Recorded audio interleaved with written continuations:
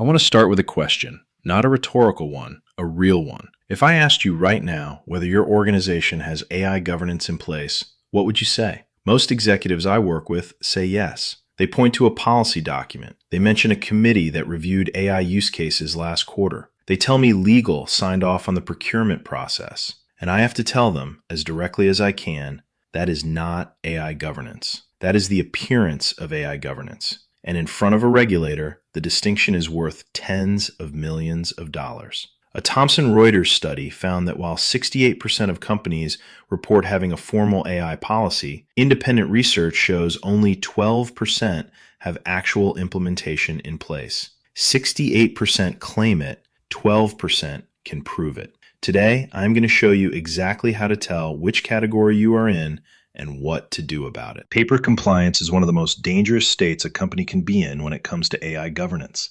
It is more dangerous in some ways than having no governance at all. Here is why.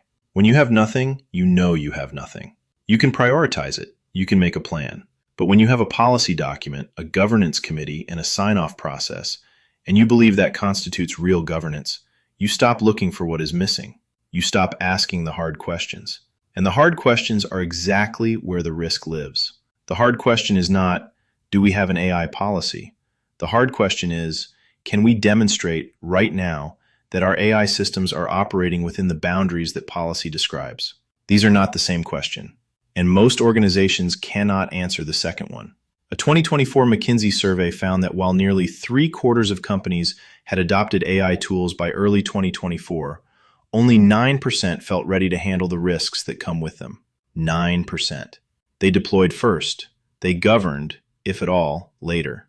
And when something goes wrong in that gap, when the AI makes a consequential decision that harms a customer, triggers a regulatory review, or surfaces in a plaintiff's discovery process, the policy document does not protect you.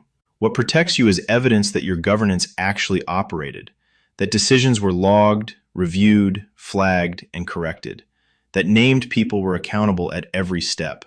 If you cannot produce that evidence, the policy makes your position worse, because now you have documented what you were supposed to be doing, and you cannot show you did it. So how do you know if what you have is real governance or the appearance of it? I use 3 tests. Test 1, the decision log test. Pick any AI system in your organization that touches customers, employees, or financial outcomes. Ask your team to show you the last 30 days of decisions that system made at the transaction level, not a summary report, not a dashboard, individual decisions with the inputs that produce them. Can you produce that within 4 hours? If the answer is no, your governance is theoretical. The system is making consequential decisions and leaving no auditable trail. Under the EU AI Act's high-risk provisions, which go live for employment and credit AI in August 2026, this is not a best practice gap. It is a compliance failure. Test 2, the accountability test. Name the person, not the team, not the department, not the process, who is personally accountable for the outputs of your 3 most consequential AI systems. If that person does not know they hold that accountability, it does not exist. Distributed accountability is the organizational equivalent of no accountability.